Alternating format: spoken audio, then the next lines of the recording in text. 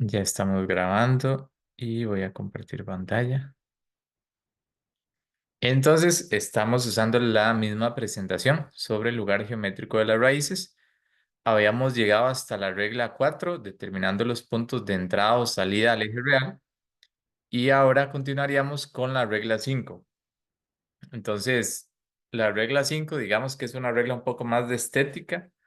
No la usamos tanto para análisis, pero sí para comprender un poco mejor cuál es la forma o el bosquejo que va a tener el lugar geométrico de las raíces. Entonces, como aquí lo dice, la regla 5, básicamente lo que nos permite es determinar el ángulo de salida de los polos complejos. O sea, el ángulo de salida, ¿cuál ángulo? Por ejemplo, noten aquí. Vean que aquí tenemos polos complejos. Observen que hay dos ramas, ¿verdad? Esta en color verde, esta otra también en color verde, que salen de esos polos de lazo abierto. Recordemos que cuando estoy justo en los polos de lazo abierto, el K total era igual a cero. O sea, ahí se originan los polos de lazo cerrado. Y ahora sí, cuando voy aumentando ese valor del K, el K total, ya voy generando polos de lazo cerrado que toman los valores mostrados por esas trayectorias en color verde. Entonces, observen que aquí se señala un ángulo. ¿De acuerdo? Si yo hiciera un zoom, ¿verdad? Esta es como la rama y básicamente uno lo que haría es como dibujar, por así decirlo, un eje de coordenadas aquí. ¿De acuerdo? Entonces, básicamente, esta regla que aquí llamamos la número 5 lo que nos permite es determinar el ángulo de salida respecto al eje real. Tal vez aquí no lo dibujé también, dibujarlo viendo el dibujito, más bien lo que tenemos, haciéndole una especie de zoom, es algo así. Tenemos un eje aquí de coordenadas y esa rama en color verde sale como hacia abajo, es que hace como hacia abajo y luego dobla hacia arriba. Entonces, esta regla lo que nos permitiría es medir este ángulo, ¿de acuerdo? El ángulo con que la rama está saliendo del eje real.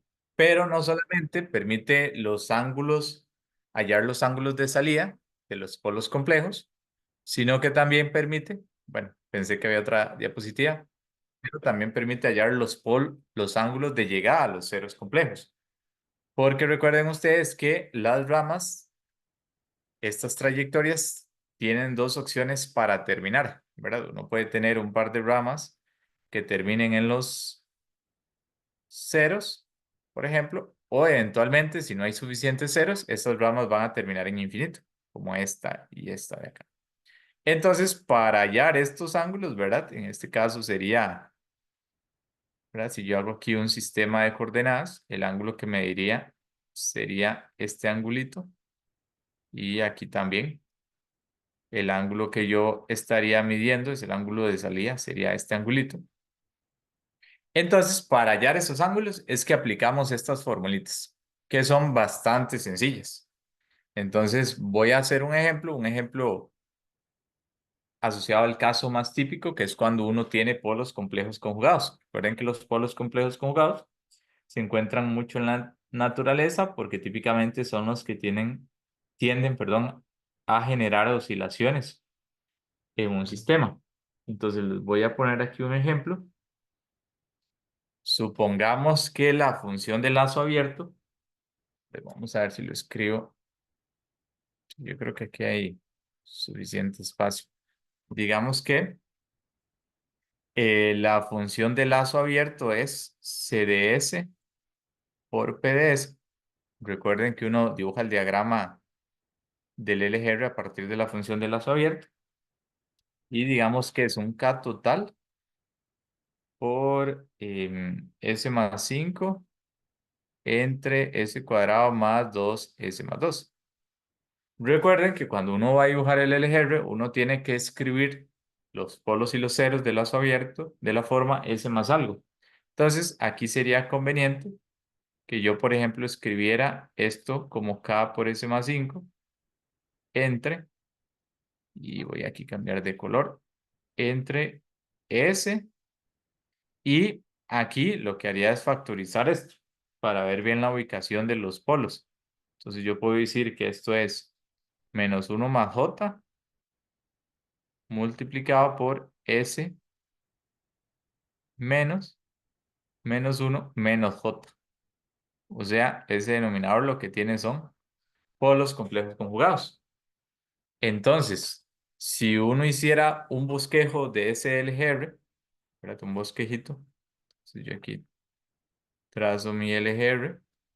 Recuerden que es importante poner los nombres de los ejes, sigma, j omega. Vean que en este caso tenemos un cero. Bueno, tenemos el par de polos complejos conjugados, uno por aquí, otro por aquí. Y tenemos un 0 en -5, estaría por aquí. Y entonces, si yo hiciera un bosquejo, entonces yo podría saber, aplicando las reglas que hemos visto, que, por ejemplo, esta porción que voy a señalar aquí, vamos a ver, esta porción de aquí forma parte del LGR, porque si yo miro a la derecha veo tres singularidades, que es un número impar. Y yo sé que como hay dos polos de lazo abierto, estas dos X, tienen que haber dos polos de lazo cerrado. Y los polos de lazo cerrado tienen, las ramas asociadas a los polos de lazo cerrado tienen que terminar o en los ceros de lazo abierto, y si no hay suficientes, en infinito. Entonces aquí lo que va a pasar es que esto va a ser algo como así. Por simetría respecto al eje real, ¿verdad? Esto es lo que pasa y lo que sucede aquí, ellos entran, voy a dibujarlo un poquito más simétrico. Recuerden que hay una simetría respecto al eje real. Y entonces lo que va a pasar es que un polo se va hacia el menos infinito y la otra rama, que indica los posibles valores del otro polo, tienden hacia el cero o terminan en el cero de lazo abierto. Entonces vean que con esta regla, básicamente nosotros, si trazamos aquí un eje de coordenadas, estaríamos hallando cuánto vale. Si trazo aquí otro eje de coordenadas, básicamente estaríamos hallando cuánto vale eh, este angulito de aquí y también cuánto vale este ángulo de acá. ¿De acuerdo? Entonces vamos a aplicar la formulita por aquí abajito. Entonces, vean que aquí están dos fórmulas. La primera es la que deberíamos aplicar, que lo que queremos es hallar el ángulo de salida de la rama partiendo desde un polo complejo conjugado. Entonces lo que dice la formulita es, bueno, si usted quiere hallar el ángulo de salida del polo, perdón, de la rama que sale del polo, que es, escribirlo diferente, el ángulo de salida del polo ubicado y supongamos que vamos a trabajar con este polo de arriba. Ese polo se ubica en -1, que aquí la parte real vale -1. Ese polo vale -1 más j. ¿De acuerdo? Entonces yo voy a hallar el ángulo de salida de la rama que sale de ese polo de lazo abierto. Y entonces voy a la formulita y me dice, bueno, usted tiene que tomar -180 grados, ¿de acuerdo? Y le tiene que restar la suma de los ángulos de los otros polos. O sea, ¿cuántos otros polos de lazo abierto quedan? Y el único polo de lazo abierto restante es el de abajo, este que se ve aquí. Y entonces yo lo que hago es trazar como una especie de eje de coordenadas y entonces lo que hago es calcular cómo este otro polo ve al polo respecto al cual yo estoy calculando el ángulo. Entonces, si yo trazo aquí un eje de coordenadas, yo sé que este ángulo sería de 90 grados. Entonces, eso es lo que tengo que restar, menos la suma del ángulo de cómo los polos ven al polo en cuestión. Y solamente hay uno. Entonces, muy sencillo. Y luego, ¿qué tengo que hacer? Luego tengo que sumarle los ángulos de cómo los ceros ven a ese polo en cuestión. Entonces, ¿cuál ángulo? Ah, nuevamente me paro aquí en el cero, trazo una línea, ¿de acuerdo? Hacia hacia el polo, que tal vez un poquito más hacia abajo. El polo era esta línea naranjadita.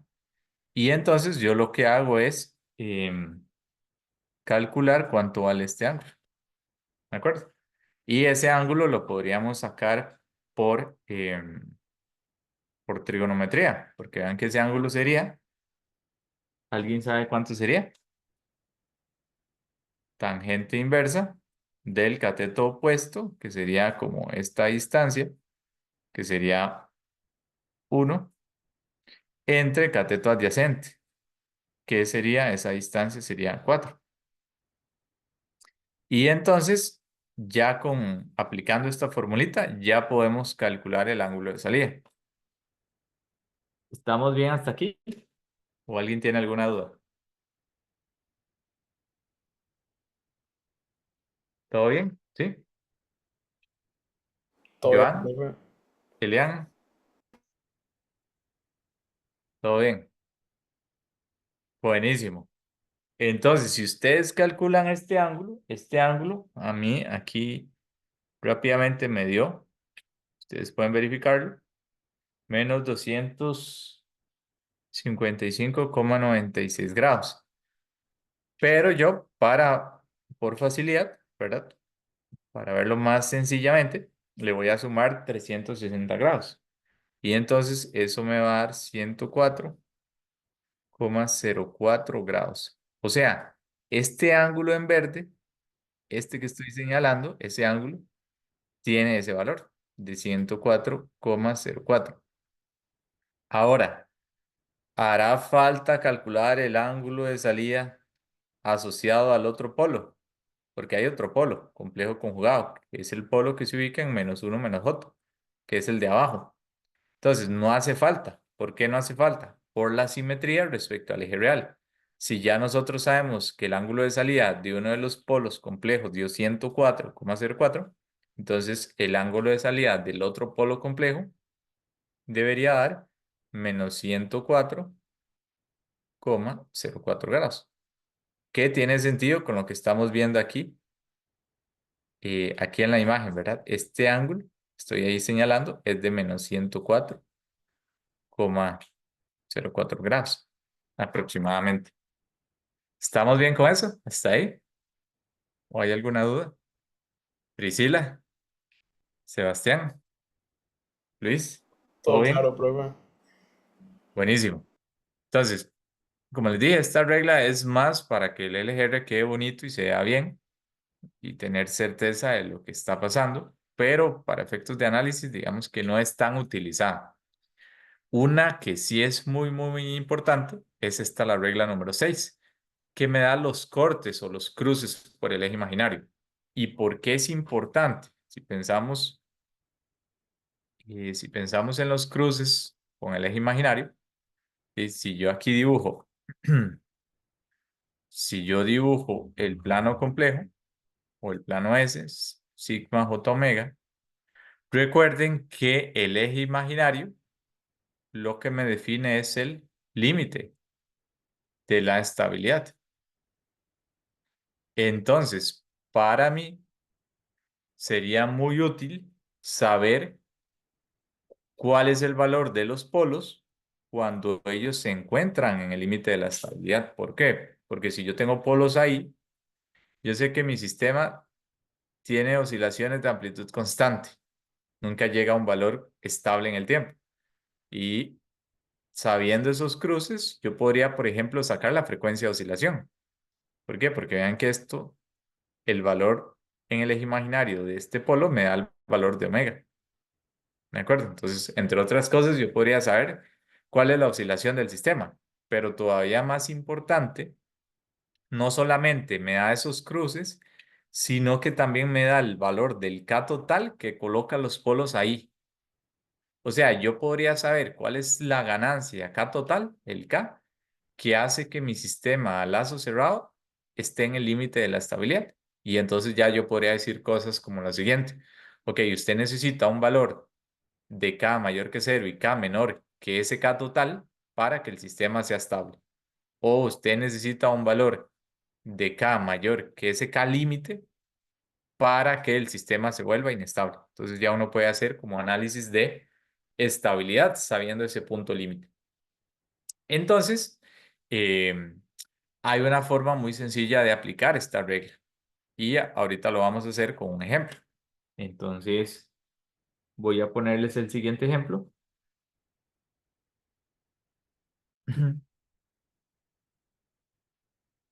Digamos que tenemos la siguiente función de lazo abierto. Entonces, voy a escribirlo por aquí. Entonces tenemos que CDS por PDS es igual a un K total. Recuerden que ese K, una partecita viene de la planta P y otra viene del controlador C. Y tenemos tres polos. Uno en S, en el origen, otro en -1 y el otro polo se ubica en -2. ¿De acuerdo? Entonces, vamos a hacer aquí rápidamente un bosquejo. ¿Cómo quedaría el LGR? Ya con lo que hemos visto, ustedes podrían hacer un bosquejo así rápido. Ponemos los ejes, sigma, j omega. Ubicamos los polos y los ceros del lazo abierto. Hay uno en el origen. Y por aquí hay uno en -1. Por aquí hay otro en -2. Y entonces aplicamos la regla que nos dice qué parte del eje real forma parte del LGR. Si yo me paro aquí y miro a la derecha, veo una singularidad que es impar. Eso forma parte. Si me paro aquí, veo un número par. Eso no forma. Y si me paro aquí, veo a la derecha tres singularidades. Por lo tanto, esto forma parte del LGR. Y como yo tengo más experiencia ahora dibujando LGRs, yo sé que lo que va a pasar aquí es que, bueno, hay tres ramas. Todas las voy a dibujar del mismo color, pero lo que va a pasar es que una rama se viene por aquí, esta rama pasa a la zona inestable y esta otra rama también pasa a la zona inestable. ¿De acuerdo? Eso va a, eso va a suceder. Podríamos verlo aquí gráficamente. Tengo abierto vamos a ver, tengo abierto MATLAB, entonces nada más voy a agregarle aquí, vamos a ver, S+1, S+2. Voy a agregarle aquí S y ya tengo S+2, aquí le agrego S+1 y lo que tengo que hacer es llamar a la función, ¿recuerdan? La que se llamaba RLocusGui. Entonces voy a escribirlo aquí, ahí MATLAB seguramente me lo va a ver, perdón porque aquí no lo tengo en la carpeta que era y vamos a ver, correr, ahora sí. Y entonces sería R locus G y le voy a pasar la función de lazo abierto, que aquí la llamé P. Entonces voy a correrlo. Y entonces lo que quiero que noten, nuevamente me gusta usarla para ver cómo se va formando el LGR cuando va aumentando el valor de K. Presten atención, vean que ahí K va variando y para valores de K muy grandes, el sistema se vuelve inestable. ¿Por qué? Porque si yo aquí me devuelvo, recuerden que los puntitos son las ubicaciones de los polos de lazo cerrado para un valor puntual de K. Entonces vean que aquí la simulación lo que me está diciendo es que con un K de 6.35 mi sistema se vuelve o llega al límite de la estabilidad porque tengo un polo por aquí y otro por aquí. Y si ya yo pongo un valor de K más grande que ese valor, como por ejemplo K igual 15, ya mi sistema tiene dos polos con parte real positiva. Por lo tanto, ya mi sistema sería inestable, ¿verdad?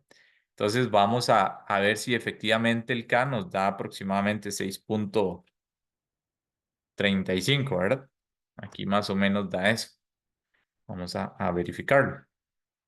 Entonces, vamos a hacer el cálculo. ¿Cómo lo vamos a hacer? Pues básicamente lo que tenemos que hacer es plantear la ecuación característica. como lo menciona aquí. Entonces recuerden que como estamos trabajando en servo control, o sea, queremos ver cómo se relaciona la salida con la entrada, que es la referencia. Esta función era C por P entre 1 más C por P.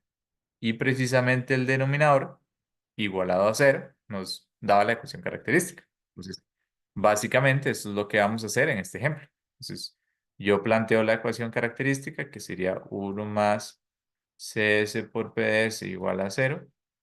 Y entonces lo que me queda es 1 más K entre S por S más 1 por S más 2 igual a cero. Entonces, simplifico, quiero solucionar esto, quiero ver cuáles son las raíces. Entonces, esto es igual a S por S más 1 por S más 2 más K entre S por S más 1 por S más 2. Ahora, noten que de aquí a mí lo que me interesa, recuerden, lo que me interesa es hallar los polos de acá, o más bien hallar el valor de K, perdón, que hace que esos polos estén sobre el eje imaginario. Entonces, lo que me interesa es simplemente la solución de la ecuación característica. Por lo tanto, solamente necesito trabajar con las raíces, que son las que salen del numerador. Entonces, simplemente voy a trabajar con el numerador. Entonces, de aquí yo puedo decir que S por S más 1, bueno, simplificando eso sería S a la 2 más S. Eso hay que multiplicarlo por S más 2 y sumarle K igual 0. Entonces, simplificando un poquito, hay que multiplicar todo eso.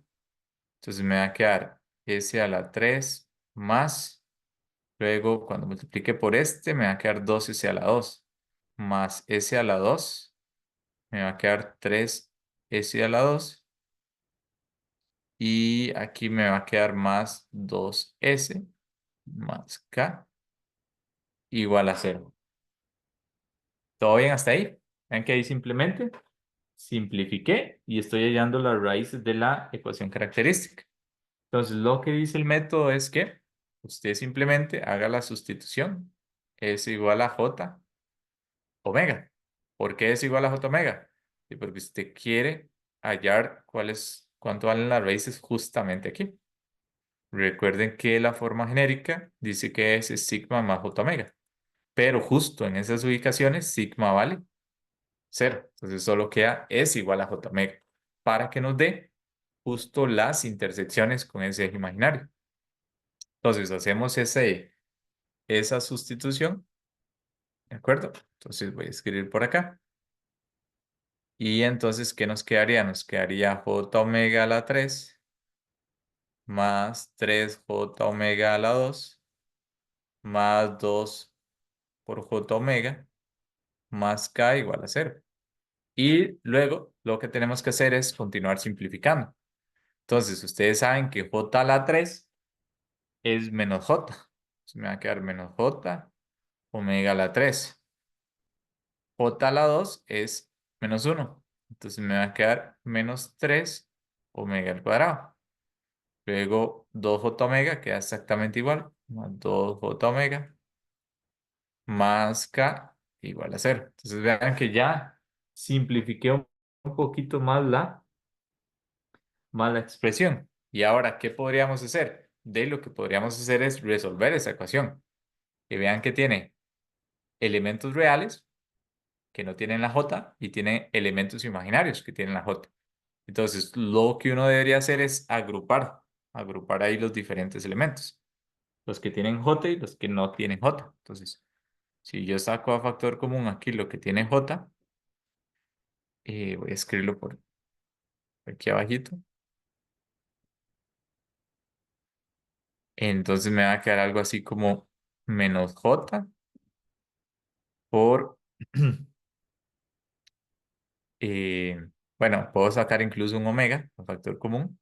Entonces me va a quedar menos J por omega al cuadrado. Y aquí me va a quedar menos 2. Ajá. Eso correspondería a lo que tiene parte imaginaria. Y luego tenemos más lo que no tiene parte imaginaria, que sería el k y el menos 3 omega al cuadrado. Y esto es igual a cero. Entonces, como queremos que eso sea igual a cero, de aquí salen dos ecuaciones. Uno sería que la magnitud de la parte imaginaria sea cero y otro que la magnitud de la parte real sea cero. Entonces, como les digo, salen un par de ecuaciones. Voy a escribirlas por aquí. Entonces, básicamente, yo tengo estas dos ecuaciones. Tengo que omega por omega al cuadrado menos 2 es igual a cero. Esa es una ecuación, ¿de acuerdo? Noten que de esta ecuación, primero voy a resolver esta ecuación, esta es la primera. Entonces, salen dos soluciones. Una dice que omega es igual a cero radianes por segundo. Y la otra dice que omega es igual a más o menos raíz de 2 radianes por segundo. Entonces, uno podría preguntarse, bueno, ¿tienen sentido esas soluciones? Si uno va aquí al LGR, aquí arribita, vean que hay un polo de lazo abierto que está justo en el punto 00, en el origen. Y precisamente esa es la solución que nos da aquí omega igual a cero. O sea, no es la que andamos buscando porque nosotros lo que queremos es hallar estos puntos en amarillo, ¿de acuerdo? Estas intersecciones con el imaginario. Pero omega igual cero sí es algo que está ahí en azulito, porque es este punto que está en el origen. Pero vean qué interesante. Aquí ya nos dio que omega es más o menos raíz de 2. O sea, este punto amarillito sería más raíz de 2. Y este otro punto en amarillo sería menos raíz de 2. O sea, si la raíz cuadrada de 2 es como 1,41, podríamos decir que si hacemos que el sistema lleve a sus polos de lazo cerrado a esas ubicaciones donde están esos puntos amarillos, el sistema oscilaría con una frecuencia de raíz de 2. ¿De acuerdo? Entonces vamos muy bien. Pero recuerden que la idea era no solamente hallar las intersecciones, sino hallar el valor de la ganancia K que colocaba los polos en esas intersecciones con el eje imaginario. Y precisamente esa ganancia que coloca las raíces en esos puntos sale de la otra ecuación que no hemos analizado, que es esta otra de aquí. Vean que la otra ecuación nos dice que K menos 3 omega al cuadrado tiene que ser igual a cero. O sea, ¿cuánto vale K? K tiene que ser igual a 3 omega al cuadrado. Entonces, si tomamos la solución que nos interesa, que es la de omega igual a más o menos raíz de 2, nos va a quedar que K es igual a 3 por 2 y es igual a 6. O sea, si ustedes utilizan un controlador que haga que su K total sea igual a 6, el sistema va a llegar al límite de la estabilidad. Vean qué interesante. De hecho, vean que hace un rato a nosotros en la simulación, yo les dije aproximadamente 6,35, pero en realidad el valor exacto debería ser 6. Y yo pongo aquí 6, vean que ahí se ve mucho más exacto. ¿De acuerdo? Entonces, voy a poner nuevamente la simulación. Vean cómo se van generando las ramas cuando aumento el K a partir de cero. Y vean que para K mayor que 6, ya el sistema se vuelve inestable, porque ya hay dos ramitas, ¿verdad? Ya tendríamos una rama por aquí y otra rama por aquí, en el semiplano derecho, o sea, donde los polos tendrían parte real positiva. Y por lo tanto, el sistema se volvería inestable. Entonces, con eso, acabamos de verificar que aplicamos adecuadamente esta regla, la regla 6, que es sumamente importante. Entonces, así como para terminar el ejercicio, ¿qué podríamos decir? Que el sistema es estable cuando K es mayor que cero, pero cuando K es menor que 6 y es marginalmente estable cuando K es igual a 6. ¿Y cuando es inestable? Y podemos decir que es inestable cuando K es mayor que 6. ¿De acuerdo? ¿Alguna duda hasta el momento? Andreina, Sebastián, Ramsés, Luis, Profe, yo tengo Todo una bien, consulta. profe. ¿todo bien? ¿Alguien dijo que tenía una duda? Yo, Sí, adelante, Luis. con la ecuación verde antes de pasar a la roja, ¿qué fue lo que se hizo ahí? Aquí, Eh, vamos sí, a eso. ver. Sí, donde tengo el cursor. Básicamente aquí, yo lo que dije es que esto es igual a cero. Entonces, vea que aquí hay una parte, esto de aquí que estoy encerrando en verde es la parte imaginaria de esa ecuación. ¿De acuerdo? Y esto es la parte real. Para que todo esto sea cero, tanto la parte imaginaria como la parte real tienen que ser igual a cero. O sea, lo que hice fue dividir esa ecuación en dos ecuaciones. Ah, ok, sí, listo, todo claro, gracias. Ok, ok. Buenísimo. Entonces, vamos a avanzar un poquito aquí. Y otra regla muy, muy importante es la regla 7, que básicamente lo que nos dice es, usted puede hallar el valor de K, ese K total, ¿de acuerdo? Ese K total, para hacer que sus polos de lazo cerrado estén en ciertas ubicaciones. O sea, si voy al mismo ejemplo, voy a escribirlo por aquí otra vez. Digamos que la función de lazo abierto nuevamente era el K total, que es el mismo ejemplo de que vimos hace un momento para hallar los cruces por el eje imaginario y también el valor de K que coloca los polos justo en ese límite de la estabilidad. Es la misma función. Entonces, K sobre S por S más 1 por S más 2. Entonces, digamos que ustedes tienen aquí el LGR. Entonces, aquí tenemos sigma y aquí tenemos J omega. Entonces, tenemos un polo aquí en el origen, otro polo está en -1, el lazo abierto, otro en -2. Entonces, sabemos que hay una rama que se va aquí al menos infinito y de aquí hay dos ramas que hacen esto. Entonces, podemos partir del hecho de que para aplicar esta regla, nosotros sabemos en qué posición o en qué posiciones están ciertos polos. Entonces, por ejemplo, digamos que ustedes saben que estos puntos, que son las intersecciones con el eje imaginario, digamos que esos puntos son raíz de 2 menos raíz de 2. ¿De acuerdo? Y aquí el tercer polo, ese polo está como por aquí, ¿verdad? No sabemos la ubicación exacta. ¿De acuerdo? Pero yo sé que cuando yo varío el K total, los tres polos del lazo cerrado se mueven a la vez. Entonces, para aplicar esta regla, yo lo único que necesito es saber la ubicación de alguno de los tres polos. ¿De acuerdo? Entonces, digamos que yo tomo como referencia, em, digamos que yo tomo como referencia este polo de acá. ¿De acuerdo? Entonces, ¿qué es lo que nos dice qué es lo que nos dice la regla 7? ¿Cómo vamos a calcular el K total? Entonces, yo quiero calcular el K total que coloca uno de mis polos de lazo cerrado en raíz de 2J. ¿De acuerdo? Entonces yo digo, bueno, yo quiero hallar el K total de tal forma que un polo se ubique en raíz de 2J. Entonces, esta formulita de aquí sale de la condición de magnitud, que habíamos dicho que en general, en la solución de la ecuación característica, la magnitud de C por P tiene que ser unitaria.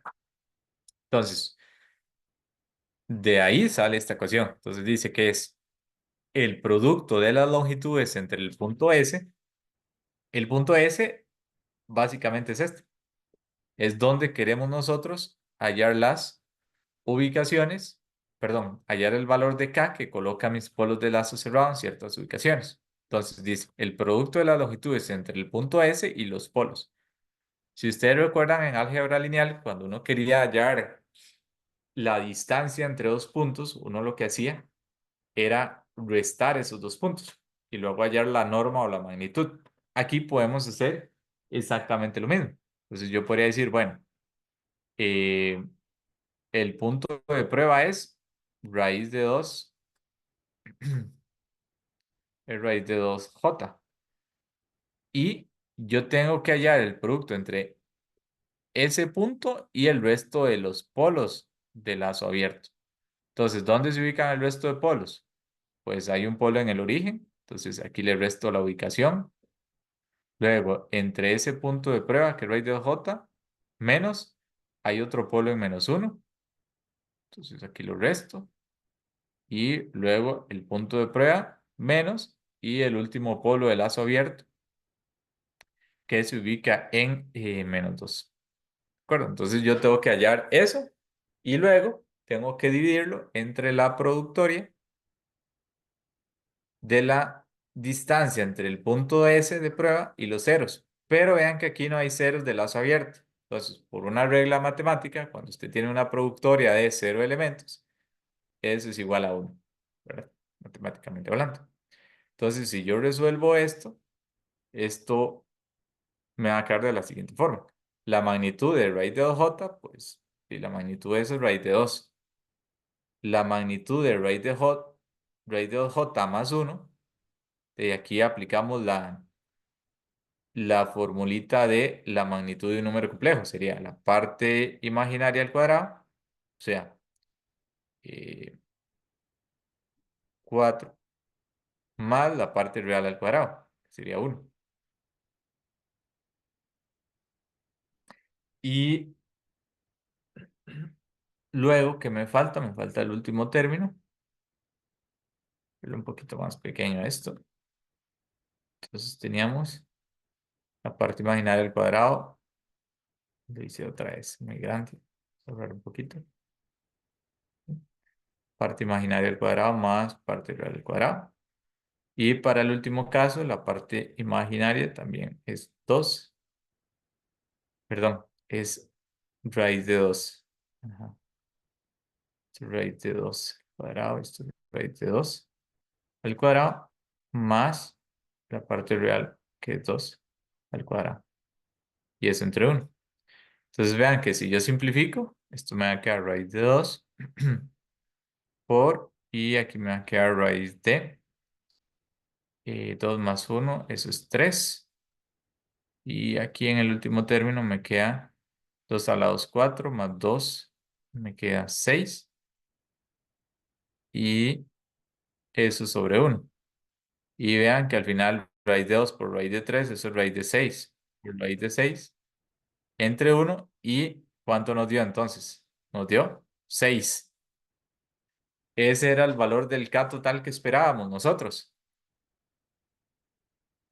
¿o no? Si es ese o no, ¿qué creen? Sí, sí, Sí es, ¿verdad? Porque anteriormente, con la otra regla que habíamos dicho, habíamos encontrado este resultado, que con K igual 6 colocábamos las raíces en esa ubicación. Entonces, la regla 7 es muy útil si usted ya sabe cuáles son las ciertas ubicaciones donde usted quiere los polos de lazo cerrado. Usted puede calcular cuál es el K total que va a colocar a sus raíces en esas ubicaciones. ¿Estamos bien hasta acá? ¿O hay alguna duda? Andreina, Elian, ¿todo bien? Sí, Todo bien, profe. buenísimo. Entonces, ya nos vamos acercando más a la parte más interesante, que es la parte de diseño. ¿De acuerdo? Ya vamos a empezar a hablar más del diseño. Entonces, resulta que una de las metodologías muy utilizadas para el diseño de algoritmos de control está basada en el lugar geométrico de la raíz. Vean que de momento lo que vimos fue como una serie de reglas para dibujarlo y para ir entendiendo ciertos conceptos. Por ejemplo, dónde tienen que estar los polos para que un sistema sea estable o no sea estable. ¿De acuerdo? Ahora, una de las metodologías más utilizadas para diseñar controladores como el LGR se basa en suponer que la función de lazo cerrado es de segundo orden, o sea que tiene esta forma genérica. Recuerden que esa es como la forma más general para un sistema de orden 2. Y entonces, si ustedes calculaban los polos, ¿De acuerdo? Eso ya lo habíamos hecho en clase. Recuerden que los polos tenían esta parte real, que era menos chi omega n, y tenían esta parte imaginaria, que era omega n por raíz de 1 menos chi cuadrado. O sea, que si yo mapeo esos polos al plano complejo, vean que tendría uno por aquí y otro por aquí. Vean que la parte real, o este punto de aquí, valdría menos chi omega n. Muy importante. Este punto, la parte real de los polos, vale menos chi omega n. ¿Cuánto vale la parte imaginaria? Y vale omega n por raíz de 1 menos chi cuadrado para este polo superior, y para este polo ubicado en la parte inferior sería menos omega n cuadrado por raíz de 1 menos chi cuadrado. ¿Todo bien hasta ahí? ¿Sí? Entonces les digo que esto es importante comprenderlo, porque a partir de ahí vamos a deducir las fórmulas para diseñar. ¿De acuerdo? Entonces, ¿qué especificaciones vamos a diseñar de la respuesta del sistema de control? Entonces, recuerden que aquí básicamente la idea es, tenemos un sistema de control, tenemos una referencia cambiante con el tiempo, un valor deseado, que es RDT, y típicamente lo que queremos es que la salida de nuestro sistema siga esa referencia cambiante con el tiempo. Entonces, una de las especificaciones que uno tiende a diseñar es la del tiempo de asentamiento. Para el tiempo de asentamiento, la más común es utilizar el criterio del 2%. Y ustedes sabían que esta fórmula, perdón, que el tiempo de asentamiento al 2% era L más 4 sobre chi omega n. ¿De acuerdo? Entonces, de momento, cada vez que hemos usado o dibujado el LGR, hemos utilizado procesos que no tienen tiempo muerto. Por lo tanto, el L vale 0. Y al final, nos queda que el tiempo de asentamiento es solamente 4 entre chi omega n. Siempre y cuando los sistemas no tengan tiempo muerto. Para efectos de lo que vamos a hacer de ahora en adelante, los sistemas, incluido el del proyecto, no van a tener tiempo muerto. Entonces, eso facilita un poquito más el análisis, porque el L vale 0. Y entonces, básicamente, llegamos a esta ecuación de acá. ¿De acuerdo? Entonces, vean qué interesante, porque si a mí me piden diseñar para un tiempo de asentamiento específico, por ejemplo, si a mí me dicen, diseñe para un tiempo de asentamiento bajo el criterio del 2% igual a 5 segundos, yo como sé que esto es igual a 4 entre chi omega n, yo puedo despejar a partir de esa especificación cuánto vale mi chi omega n. Y entonces, vean que da una especificación. Yo sé cuánto va a valer el chi omega n. Y si me devuelvo acá, vean que el chi omega n en valor absoluto, ¿verdad? El chi omega n en valor absoluto, básicamente lo que representa es la ubicación de la parte real de los polos. Y la parte real de los polos, yo podría decir que es una línea aquí vertical, que pasa por chi omega n. ¿De acuerdo? Entonces, vean qué interesante. Desde el punto de vista del LGR, cuando nosotros queramos cumplir una especificación del tiempo de asentamiento, también vamos a trazar esta línea, que pasa justo por el chi omega n, por el valor absoluto de chi omega n. Y entonces, ¿qué vamos a decir? Vamos a decir lo siguiente. Si observamos la ecuación, voy a escribirla aquí otra vez. Tiempo de asentamiento al 2% es igual a 4 sobre chi omega n cuando no hay tiempo muerto. Vean que si yo quiero hacer el tiempo de asentamiento más pequeñito, si yo quiero que el t al 2% sea más pequeño, ¿qué hago con el chi omega n? ¿Lo disminuyo o lo aumento? Lo disminuyo o lo aumento. Si quiero bajar el tiempo de asentamiento al 2%. ¿Qué creen? ¿Qué se les ocurre? ¿Qué les dice la fórmula? Aumentarlo, Aumenta. profe. Aumentarlo, ¿verdad? Correcto, yo tengo que aumentar el chi omega n. ¿Y qué significa eso?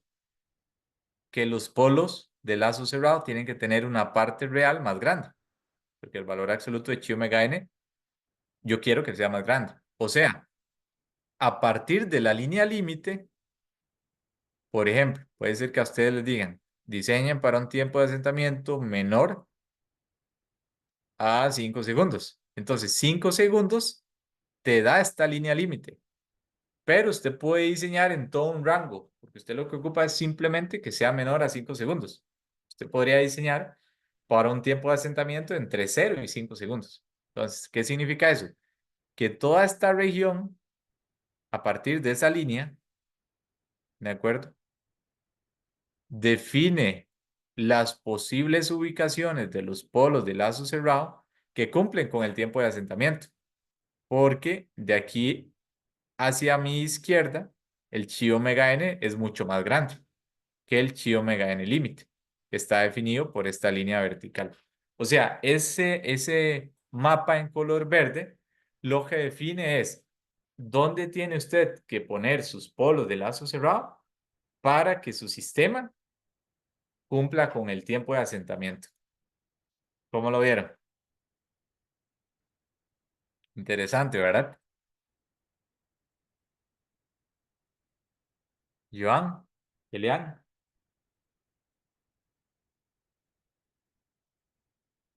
¿todo bien? Todo bien, profe. Buenísimo.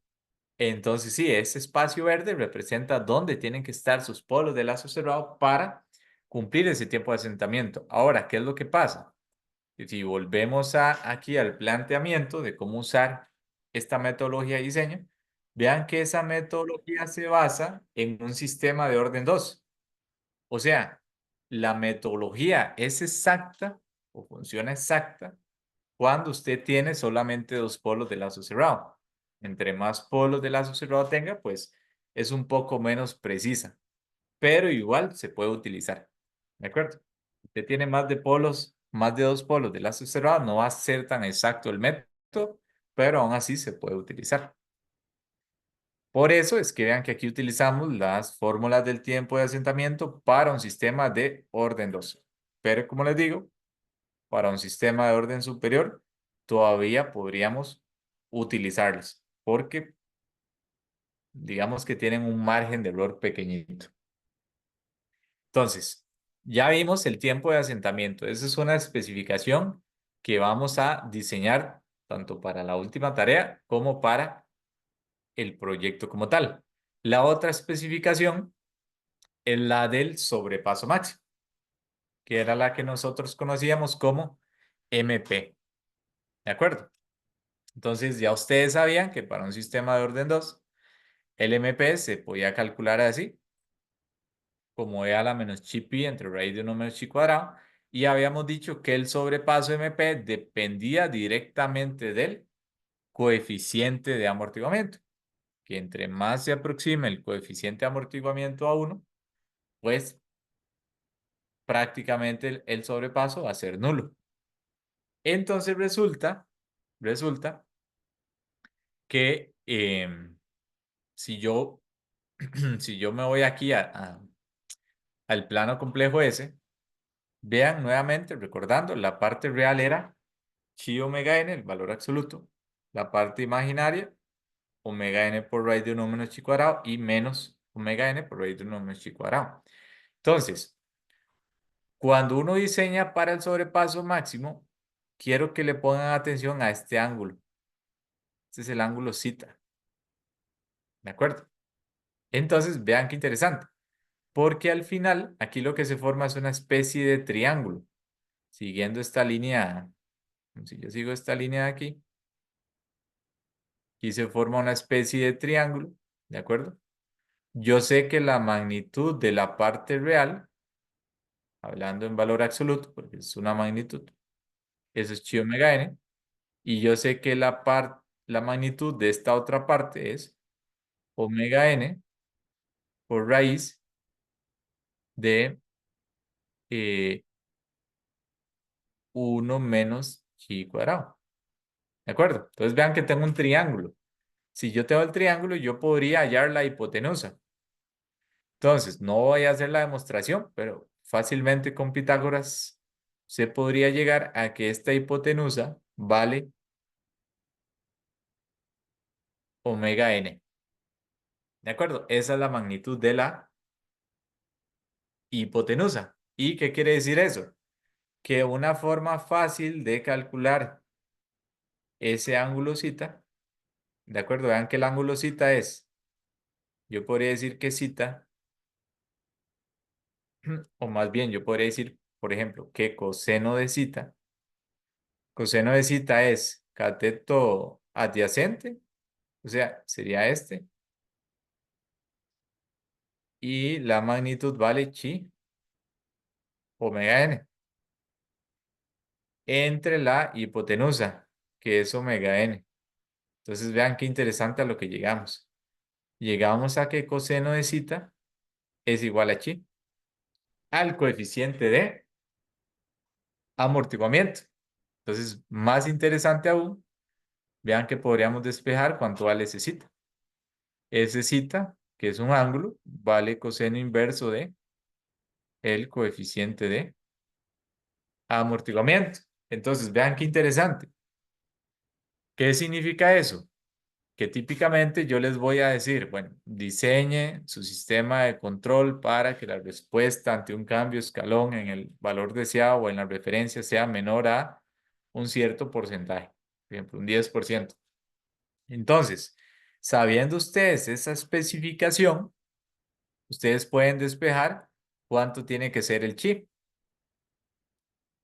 El chi, vean que aquí, cuando yo les digo MP menor al 10%, les estoy hablando de un rango. O sea, el MP, una solución válida, consideraría un MP que puede estar desde 0, o sea, que no haya del todo sobrepaso, hasta un 10%. Es todo un rango de posibles soluciones.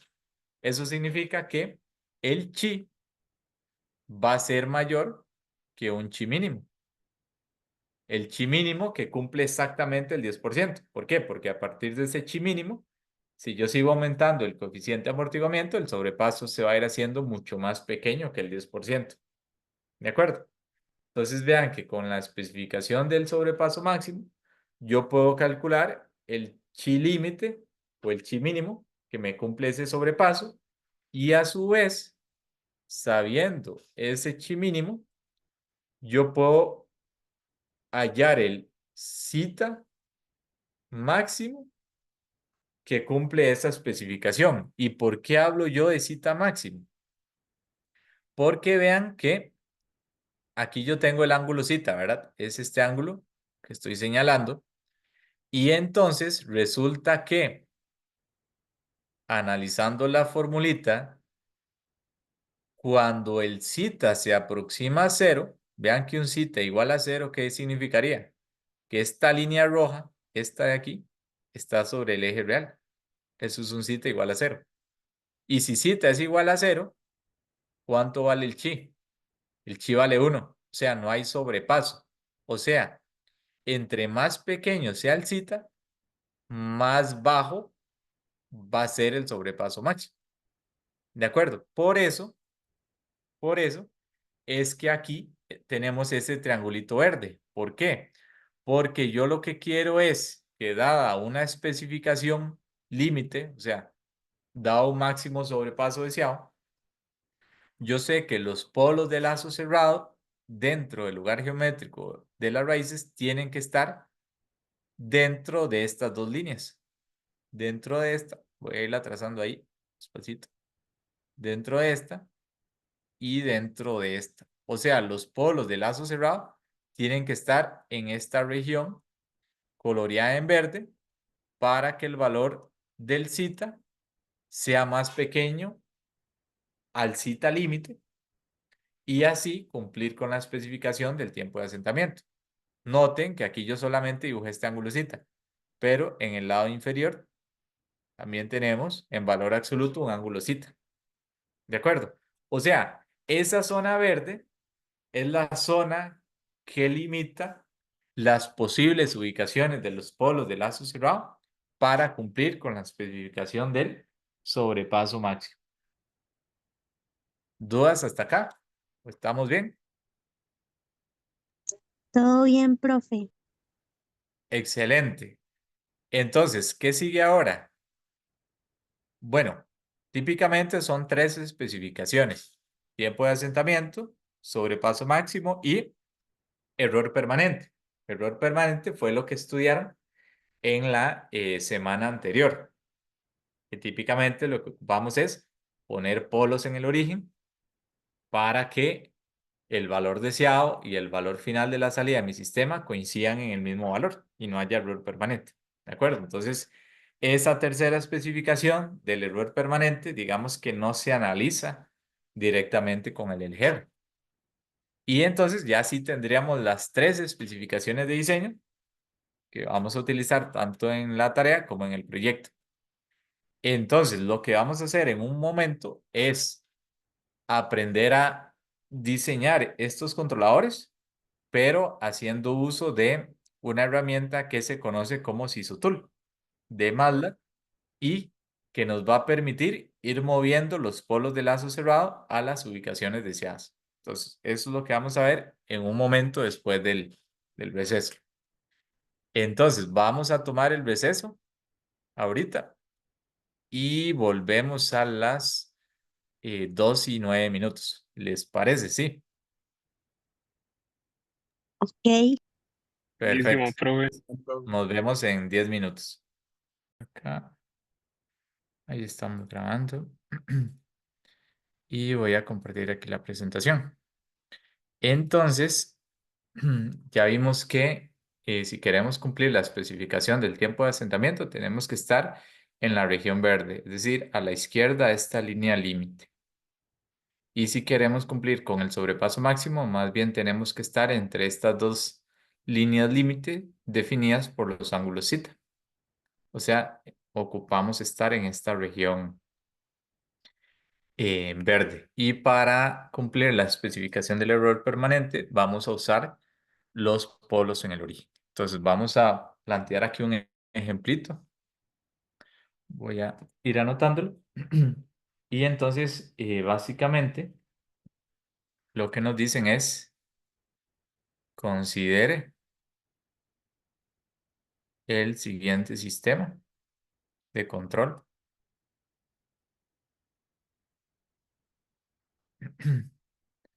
Siguiente sistema de control. Y básicamente es el diagrama de bloques que hemos venido estudiando, donde tenemos una referencia cambiante en el tiempo que nosotros queremos seguir, que se compara con una señal realimentada, que producto de esa comparación genera una señal del error, que esa señal del error es procesada por un algoritmo de control, que ese algoritmo de control a su vez genera una señal de control, que es la que va a corregir el error del proceso. Y aquí tenemos a continuación el proceso equivalente, la planta vista por ese microcontrolador. Y aquí tenemos la salida del sistema. Y esa salida del sistema que la da el sensor, que es el último elemento de la planta equivalente, se realimenta aquí hacia la entrada. Entonces, en este caso, digamos que nos dicen que la planta equivalente PDS tiene una dinámica de la siguiente forma. Digamos que nos dicen que es una planta que tiene esta forma. Es una planta de primer orden, que tiene ganancia unitaria, ¿verdad? Porque si evaluamos en S igual a 0, queda 2/2, que es igual a 1. Entonces tenemos una planta de primer orden. Y entonces nos dicen lo siguiente. Diseñe un controlador de la forma. Y entonces aquí nos dicen quién es CDS. Entonces nos dicen CDS va a tener una ganancia. Vamos a llamarla KP. Va a tener un 0. Voy a suponer que tiene un 0. Y ese 0 es de la forma S más Z1. Z1 sería como ese parámetro de diseño. ¿De acuerdo? Y también ese controlador tiene un polo en el origen. ¿De acuerdo? Entonces diseña un controlador de la forma para cumplir una serie de especificaciones. ¿Qué especificaciones?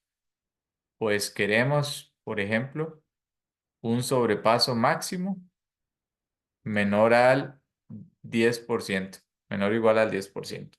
Puede ser nulo o algún valor entre 0 y 10. Queremos un tiempo de asentamiento al 2% menor o igual a 2 segundos. Y queremos un error permanente ante una entrada de escalón unitario igual a 0. ¿De acuerdo? Nos dan esas tres especificaciones y entonces les hago la siguiente pregunta. ¿Cuántos parámetros del controlador tenemos que diseñar?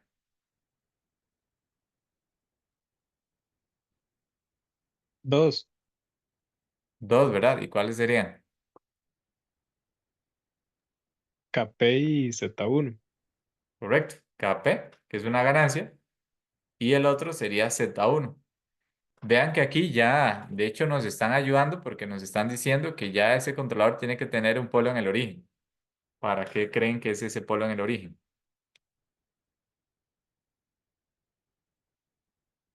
¿Para qué creen que el controlador tiene que tener ese polo en el origen ahí?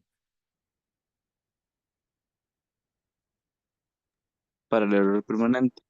Para corregir el error permanente de tal forma que ese sea nulo. Excelente, muy bien.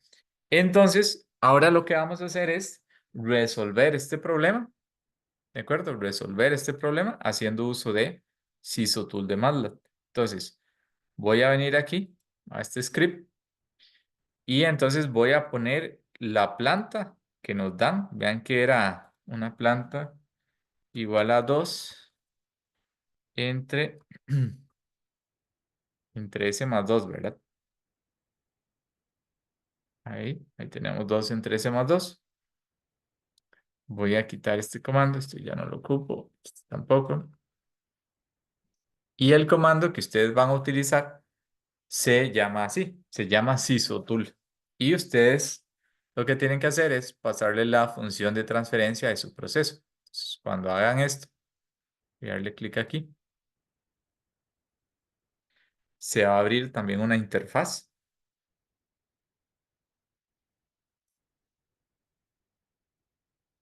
No, esta no es, esta voy a cerrarla. Vean que dura un poquito en abrir.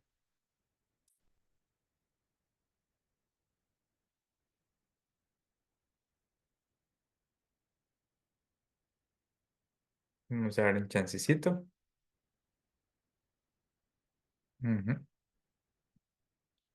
Y entonces, esta es una interfaz muy interesante, muy bien hecha para estudiar el diseño de los sistemas de control.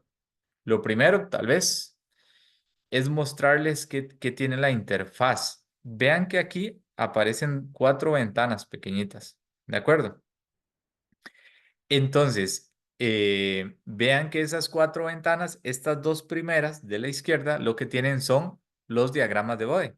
El diagrama de Bode de magnitud y el diagrama de Bode de fase. Incluso si ustedes observan, para esta planta, vean que dice GM, Gain Margin, o sea, un margen de ganancia infinito.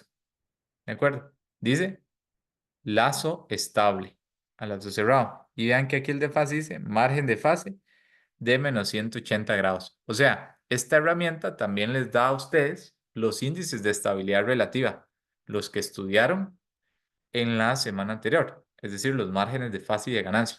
¿Para qué eran importantes? Recuerden que la idea es, usted puede diseñar un algoritmo de control y puede ser que sea funcional, pero qué tan propenso o qué tan cerca está ese sistema de volverse inestable. Eso es lo que nos dicen los márgenes de fase y de ganancia. Por eso se llama índices de estabilidad relativa, porque es qué tan cerca estoy de ese límite de la estabilidad. Entonces, vean qué interesante, porque aquí ya la herramienta nos da esa información adicional.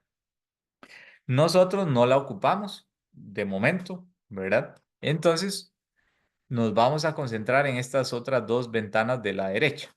Entonces, ¿qué nos dan estas dos ventanas de la derecha? Esta primera que estoy aquí indicando con el cursor, básicamente es el LGR. Vean que el proceso que yo les di solamente tenía un polo en -2. Véanlo aquí, aquí está marcado. ¿Cuál es la ubicación del polo de lazo cerrado? Ahorita, la que puso por defecto el Sisotool. Vean que lo puso en -4, prácticamente. Entonces, lo interesante de la herramienta es que ella ya te plotea cómo responde el sistema, esta es la salida del sistema, ante un cambio de escalón unitario en la entrada. O sea, vean que la salida del sistema, ¿en qué valor termina? Elian, En punto 5, profe. punto 5. ¿Significa que hay error permanente? Mm, Si yo te dije que el cambio escalón en el valor deseado, que es la entrada al sistema, era 1. sí, sí, sí, hay. Sí, hay error permanente porque el valor deseado termina en 1 y la salida termina en punto 5. ¿De acuerdo? Ahora, ¿cómo es que se genera esta gráfica? Pues básicamente, si ustedes quisieran hacerlo por comandos, ¿de acuerdo? Recuerden que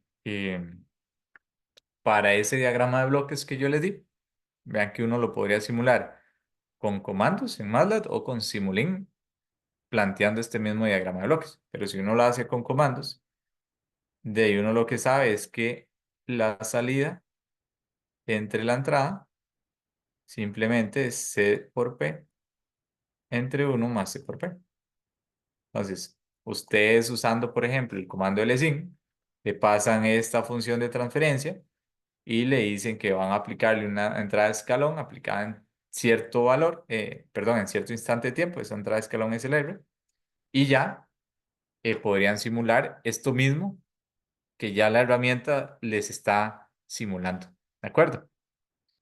Ahora, algo importante que hay que entender aquí es que hay diferentes arquitecturas de sistemas de control alimentado. Ahorita nosotros estamos con de este diagrama, que es como la más sencilla. Ya cuando lleguen sistemas de control y otros cursos más avanzados de la carrera van a ir viendo nuevas diferentes opciones. Pero entonces lo que quiero mostrarles es aquí la arquitectura que estamos usando. Vean que la herramienta me mandó directamente acá. Pero para ver yo la arquitectura, voy a darle aquí en Control System. Y vean que aquí dice editar arquitectura. Entonces voy a darle clic ahí. Bueno, ahí ya se abrió. Ujú. Y entonces vean qué bonito. Aquí aparece, si lo puedo hacer más grande, no, no se ve muy bien. Aquí aparecen, aquí a la izquierda, por donde voy posicionando el cursor, aparecen 1, 2, 3, 4, 5, 6. 6 distintos lazos de control. Por ejemplo, este último, vean que este es un control en cascada muy interesante. Se ve un poquito en sistemas de control. Vean que aquí hay un lazo de control alimentado interno, ahí hay otro externo. Este lazo de control, por ejemplo, es muy útil para el control de motores, un control muy fino de motores. El control que utilizan típicamente motores para brazos robóticos o para plataformas móviles, típicamente utilizan dos lazos de control en cascada. Como les digo, ahorita no lo vamos a ver. Nosotros nos vamos a concentrar en este primero, que es el que ya trae la herramienta por defecto. Entonces, si ustedes observan, vean que para nosotros tenemos un bloque F. Vean que aquí viene la referencia, el R. Pero el R entra directo al punto de resta. O sea, para nosotros el F vale 1. ¿De acuerdo? De hecho, si voy aquí, vean que esta es la ventana principal. Si yo le doy clic en el F, aquí, por ahí, en algún lugar se abre una ventanita. Vean que F por defecto viene en 1. Y así es como nosotros queremos que esté F con un valor unitario. Entonces, todo bien. Ahora, vean que C es nuestro controlador. ¿Todo bien? Vean que estas entradas de U y de Y son perturbaciones, pero nosotros no tenemos perturbaciones, o sea, son 0. O sea, podemos quitar estos puntos de suma. Y nuestra planta equivalente, que yo siempre la llamo P, aquí en la herramienta se llama G. ¿De acuerdo? Entonces, si vamos aquí a esta opción que tiene la G, darle clic y ahí se va a abrir. Vean que G tiene 2 entre S más 2. Fue la planta que nosotros le dimos, ¿verdad? A Sisotul, cuando abrimos la interfaz. Ahora, ¿qué tiene C? Nosotros no hemos diseñado nada. De momento no hemos hecho nada. Entonces, MATLAB por defecto, lo que pone es una ganancia unitaria. Entonces, si yo abro aquí C, ahí ya se abrió. Vean que aquí, por defecto, él puso una ganancia unitaria. Todo lo que nosotros vamos a ir diseñando va a ir apareciendo aquí en esta ventanita de C. Y finalmente, vean que esta es la salida Y se realimenta hacia la entrada, pero aquí tenemos un H. Nosotros no tenemos un H. Para nosotros, H debería valer 1. Si revisamos aquí, vean que H tiene un valor de 1. O sea, que para efectos nuestros, este F es como si no estuviera y este H tampoco. ¿De acuerdo? Y tampoco están las perturbaciones. Y entonces ya tendríamos un diagrama de bloques exactamente igual al, al que hemos venido trabajando. Profe, ¿Estamos bien? ¿Hasta ahí? Ajá, sí. y esas perturbaciones no se pueden ver así como estamos viendo los bloques, la planta, el controlador y todo eso. Que si uno las podría analizar y simular cómo se comporta el sistema ante esas perturbaciones. Imagino que sí. Sí, sí, sí se puede. Pero eso ya lo verán en control. Ah, Ahorita bueno, todavía no, porque serían muchos conceptos a la vez. sí, Pero sí. eso sí, sí se puede hacer. Eso Gracias. ya lo verán en el siguiente curso, que es muy bonito. Entonces, voy a cerrar aquí. Y entonces, nuevamente, cuando MATLAB simuló esta respuesta a un cambio escalón en R, en la referencia unitario, con un controlador igual a 1, o sea, una ganancia unitaria, se generó esta respuesta. Pero vean que termina en 0.5 cuando se estabiliza. O sea, hay un error permanente muy grande. Pero si volvemos aquí al problema, ¿qué nos dicen? Ok, use un controlador que tenga una ganancia KP, un 0 que se ubica en menos Z1, hay que diseñar la posición de ese 0 y un polo en el origen. Entonces, tal vez podemos, para ir viendo todos los conceptos, empecemos con el polo en el origen. ¿Qué debería hacer el polo en el origen? Corregir el error permanente, ¿verdad? O sea, esta señal que termina en 0.5, más bien debería terminar en 1. Porque recuerden, aquí no está dibujado. Voy a intentar aquí más o menos dibujarlo encima de la gráfica, pero aquí lo que hay es un cambio. Bueno, tampoco feo. Vamos a ver si lo puedo borrar. Recuerden que aquí lo que hay es un cambio en la referencia. Bueno, ahí me equivoqué también. Vamos a ver, por otra vez. Vean que aquí lo que hay es un cambio en la referencia que termina en 1, ¿verdad? Es la referencia. Y esto vale 1. Toda esta distancia hasta 0.5 es el error. Es el error permanente. Pero entonces, ¿cómo hacemos en la herramienta para agregar ceros y polos? Eso es lo que vamos a hacer ahorita. Entonces, primero, de momento los márgenes de fase y de ganancia están como estorbando un poco. Entonces, estas dos ventanitas yo las puedo quitar. Entonces, vean que aquí, creo que en estos 3 puntos, dice Close Bode Editor. Entonces, si yo le doy clic ahí, desaparecieron, ¿verdad? Ahorita no los vamos a utilizar. Entonces, para ver como todo más bonito. Entonces, cuando ya empezamos a diseñar nuestro controlador, primero ya no vamos a estar aquí donde dice Control System, sino más bien en Root Locus Editor, o sea, en el editor del LGR. Entonces, vean que aquí viene como el modo por defecto para uno navegar en la interfaz. Vienen X, estas X, si yo me paro, vean lo que dice encima, sirven para agregar polos reales. La otra, que es el círculo, sirve para agregar ceros reales. La otra sirve para agregar polos complejos conjugados. Este otro sirve para agregar ceros complejos conjugados. ¿De acuerdo?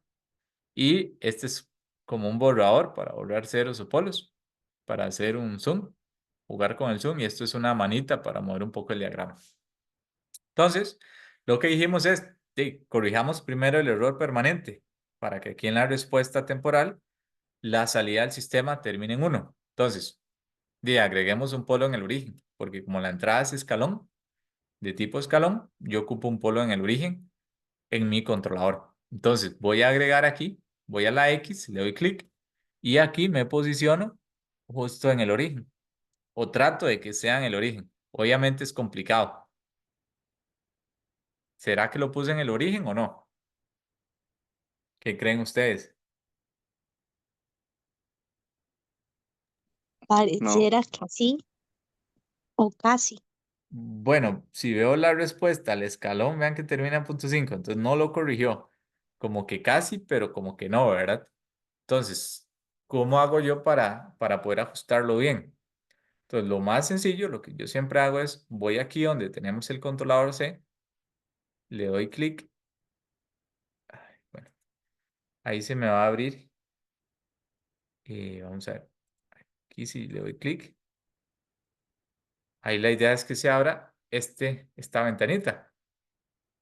Entonces, vean que aquí él puso el controlador.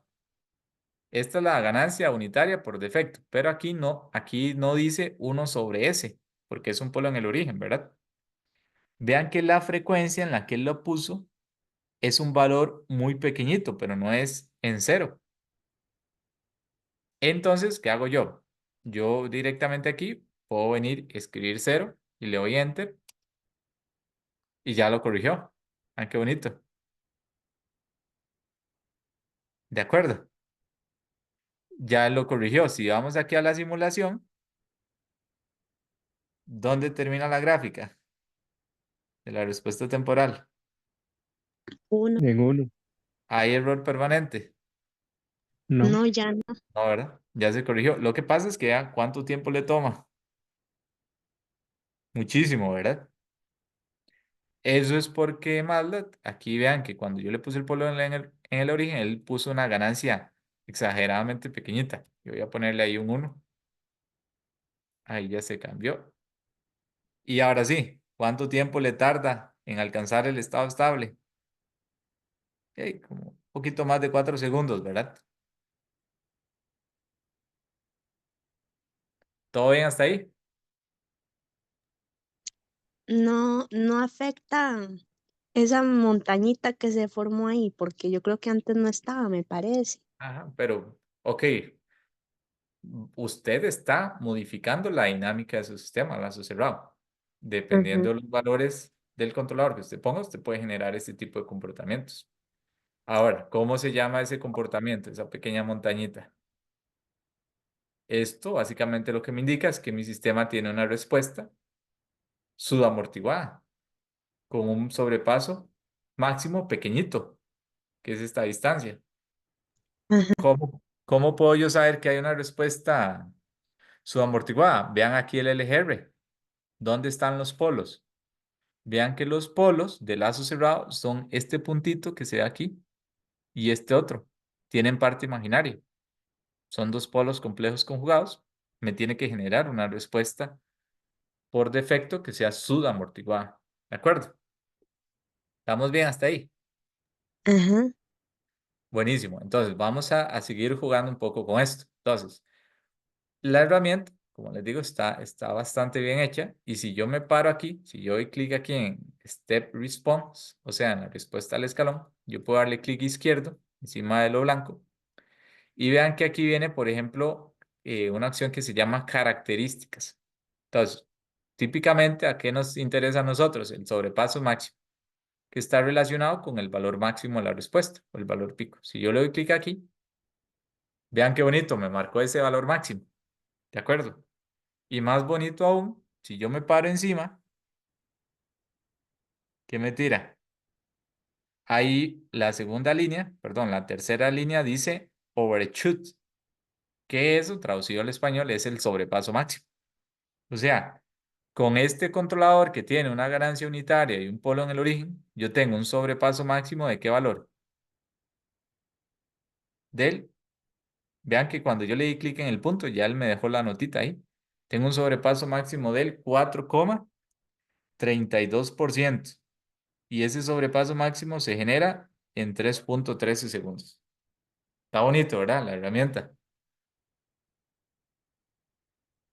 ¿Estamos bien hasta ahí? Profe, Sí. ¿por qué fue que cuando usted puso el polo en el origen, o bueno, lo intentó poner, el programa le puso una aproximación y tenemos que cambiar la mano? Porque es que cuesta mucho yo ponerlo aquí exacto en el dibujo.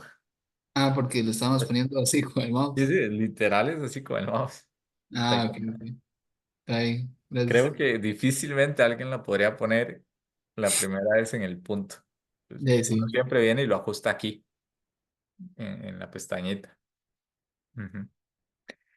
Ahora, vean que también nos interesaría aquí ver datos, por ejemplo, asociados al tiempo de asentamiento. Pues, también le podemos dar clic izquierdo y aquí en características, settle time, el inglés de tiempo de asentamiento. Le voy a dar clic aquí. Y aparece este otro puntito. Vean que si yo me paro encima, que me dice tiempo de asentamiento 4,21 segundos. Voy a darle clic para que se quede ahí la nota. Ahora, pensemos en las especificaciones. ¿Recuerdan las especificaciones? ¿Qué queríamos? Queríamos, voy a ver si lo corro. Sobrepaso máximo menor al 10%. ¿Lo estamos cumpliendo? Sí, Sí. Tiempo de asentamiento menor o igual a 2 segundos. ¿Lo estamos cumpliendo? eso no. No, ¿verdad?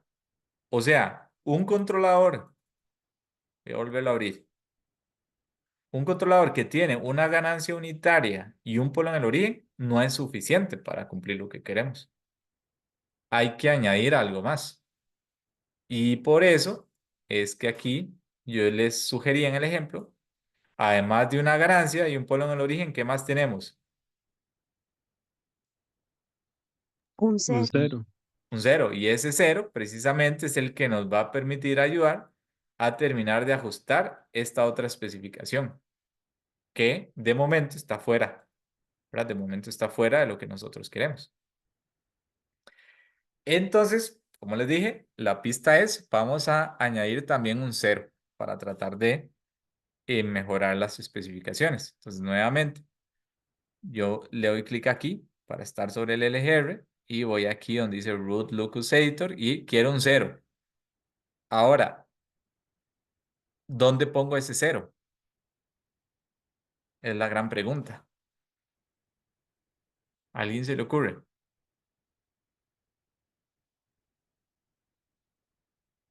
Voy a con la manita, vean la manita que es útil. Con la manita puedo correr un poquito el LGR para ver todo bien. Ahí está. Entonces, ahí ya estoy viendo el polo en el origen del controlador, este que está aquí. Un polo de la planta que se ubicaba en -2. Esos eh, son polos de lazo abierto. Y los de lazo cerrado son estos puntitos. Aquí se ve uno y por aquí abajo está el otro, que no está porque está oculto. ¿Dónde pongo ese cero? ¿A alguien se le ocurre? Vamos a la teoría. Vean que la especificación que ahorita no estamos cumpliendo es la del tiempo de asentamiento. Entonces, si voy aquí a la presentación, vean que el tiempo de asentamiento se define por esta línea límite. ¿De acuerdo? Esta línea límite es la que define el tiempo de asentamiento. ¿Dónde tengo que intentar yo colocar los polos de lazo cerrado para hacer el tiempo de asentamiento más pequeñito? ¿Más hacia la izquierda o más hacia la derecha? Izquierda, ¿no? Ajá, correcto, más hacia a la izquierda. Entonces, ¿qué elemento jala a las ramas? Dicho de otra forma, ¿dónde típicamente terminan las ramas de lazo cerrado? En los ceros de lazo abierto, que las ramas llegan y hacen esto. ¿De acuerdo? Yo les dije que las ramas terminan en los ceros de lazo abierto o en infinito. ¿Qué significa eso?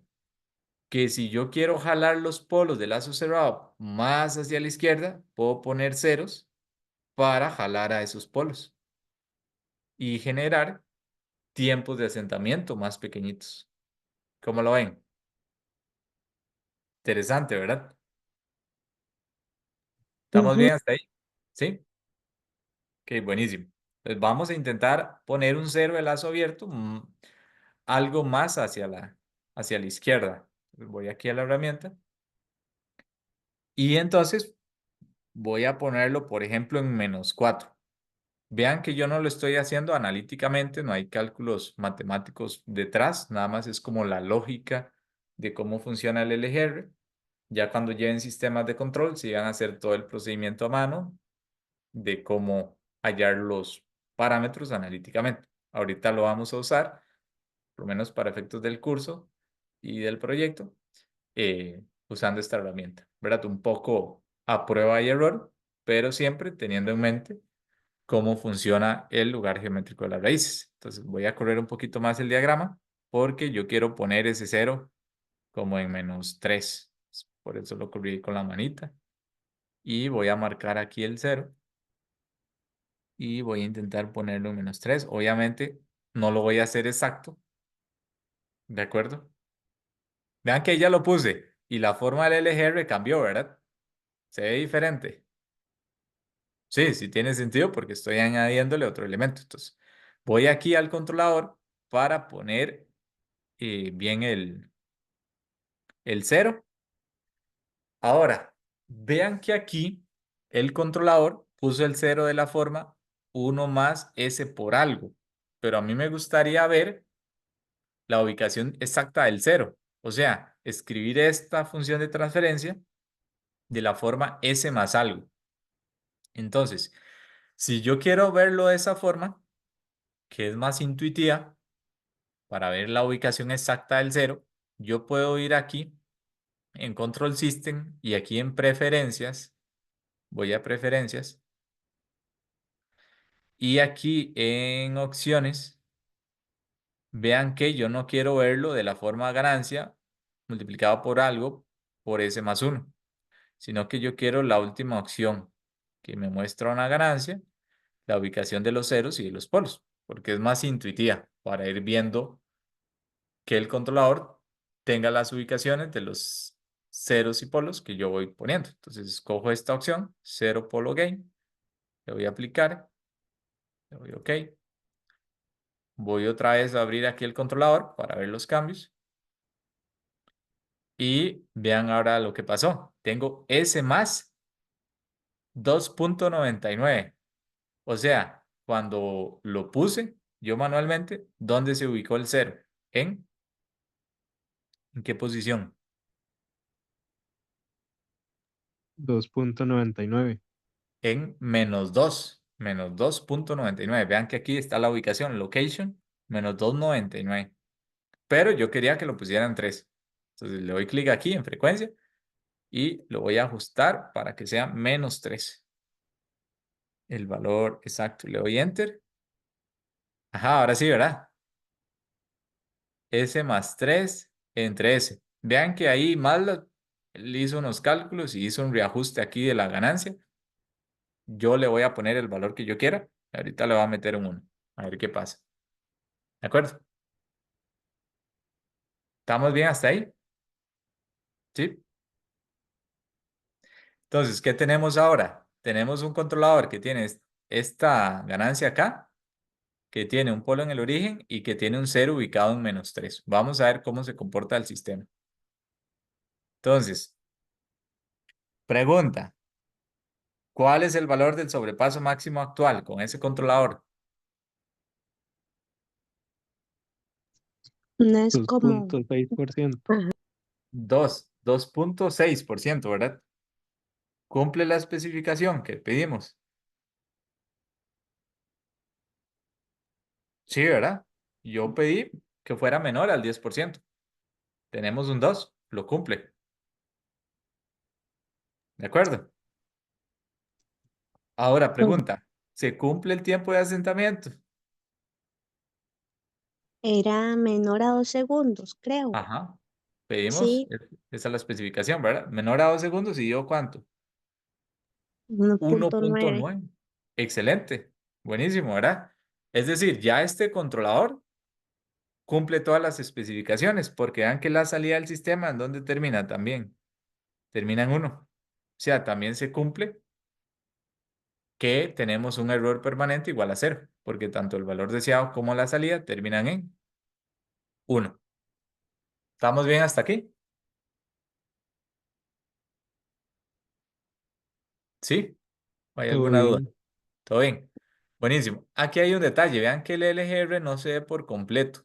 Entonces, creo que con el scroll, vamos a ver si uno lo puede ajustar. No, no se ajustó, pero si no con el zoom, vamos a ajustar porque aquí el LGR, estas líneas siguen hacia arriba y hacia abajo. Entonces, con este yo esperaría que se ajuste para que ustedes vean bien qué es lo que está pasando. Bueno, ahí ya lo vemos bastante bien. Bueno, ahí no. Hay que querer ajustar el eje. Ahí. Entonces, ¿qué es lo que está pasando? Voy a ir señalando aquí.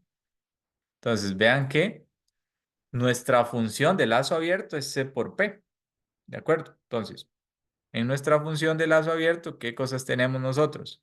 En la función C por P tenemos el polo en el origen de nuestro controlador. Tenemos el polo de la planta en -2.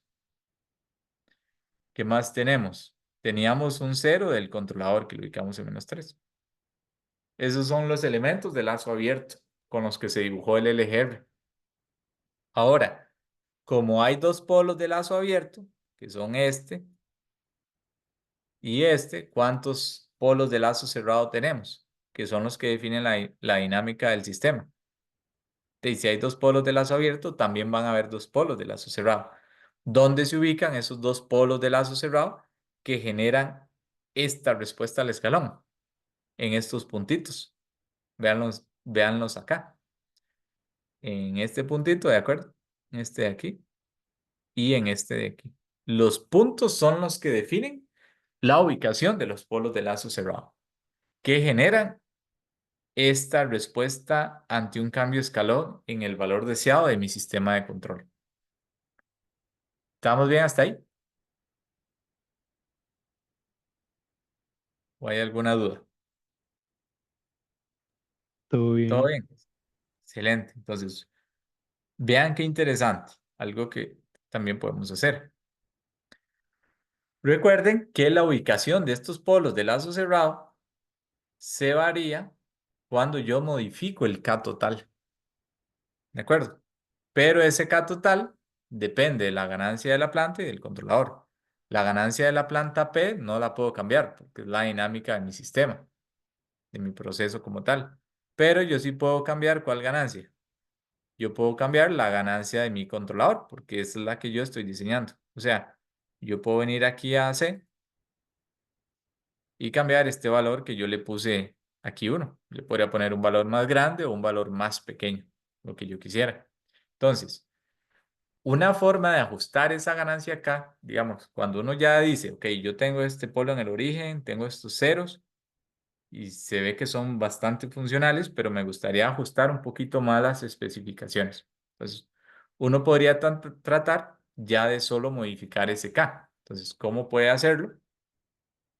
Pues yo puedo intentar variar la ubicación de estos polos de lazo cerrado. Entonces, ¿cómo puedo hacer yo eso? Voy a borrar estos dibujitos. Vean que si yo me paro encima de los polos de lazo cerrado, aparece una manita. ¿De acuerdo? Entonces, yo podría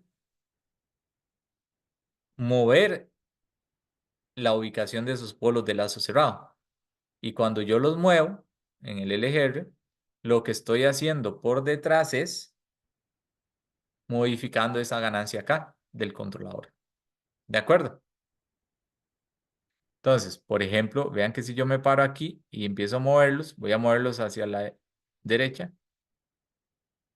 Vean que la parte imaginaria de los polos cada vez es más pequeña. ¿Y qué significa eso?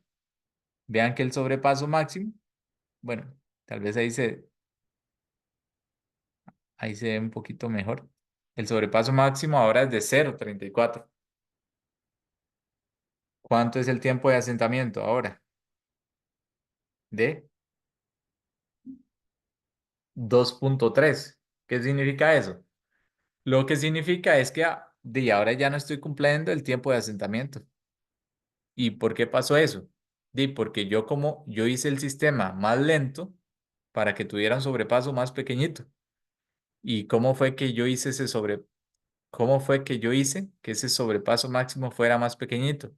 Pues haciendo la ganancia C más pequeñita cuando yo moví los polos de lazo cerrado. Vean que ahora la ganancia pasó a ser 0,44. ¿De acuerdo?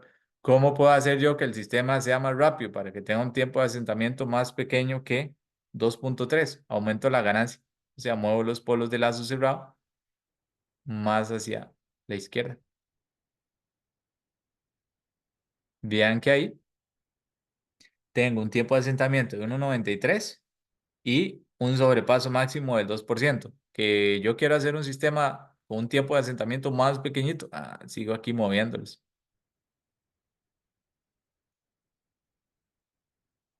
Tiempo de asentamiento récord de 0,88 segundos y un sobrepaso máximo del 3,72%. Todavía cumple las especificaciones. Nada más que si yo reviso el controlador, vean que la ganancia es mucho más grande, ¿verdad? Ahora es de 3. ¿Estamos bien hasta ahí? ¿Sí? Sí, bro. Todo bien. Buenísimo. Ahora, algo que no les he mencionado, que se relaciona con esto que vimos, ya para ir terminando, vean que la especificación de la línea del tiempo de asentamiento me traza esta línea vertical límite, ¿de acuerdo? Mientras que la del sobrepaso máximo me trazaba estas dos líneas inclinadas con ángulo θ. Resulta que eso también uno lo puede trazar aquí en esta herramienta gráfica. Entonces, ¿cómo lo vamos a hacer? Me paro aquí en el LGR, le doy clic izquierdo y aquí donde dice requerimientos de diseño, le voy a dar nuevo. A ver. Ajá. Y vean que aquí me apareció por defecto tiempo de asentamiento. Nosotros queríamos un tiempo de asentamiento menor a 2 segundos. ¿De acuerdo? Entonces le doy clic OK.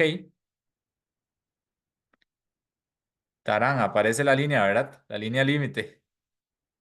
Yo necesito que todos mis polos estén a la izquierda de esa línea. ¿Dónde están ahorita los polos?